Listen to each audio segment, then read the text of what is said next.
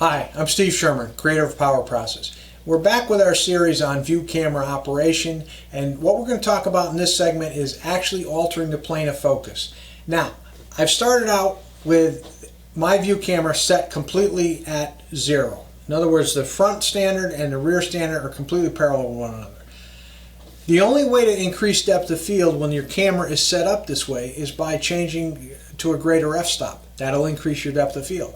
What a view camera can do is when you have the option of moving, and in this case we're going to tip the backwards a little bit, and what we're going to end up doing is instead of having this much focus from top to bottom of our critical focus, we're going to take that and we're going to turn it so that that amount of focus that we had can now go this way. In other words, something that's very, very close to the camera lens and very, very far from the camera lens are going to be in focus. That's a result of something called the Scheimpflug rule that we really don't need to get into.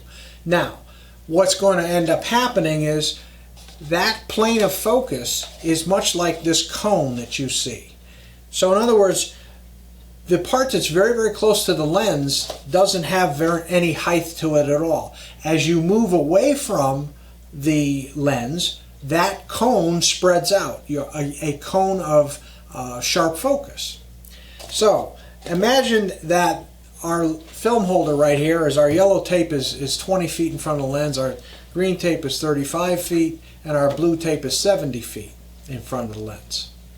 Everything's going to be in focus, almost wide open. But when you take that film holder and you turn it sideways, now you have height that's very close to the lens. More than likely the top of the film holder is going to be out of focus. So what you would see is, if you actually went through this exercise, the bottom of the film holder would be in sharp focus. As you moved up, it would become gradually more and more out of focus until you move far enough out in front where the cone of focus spread apart.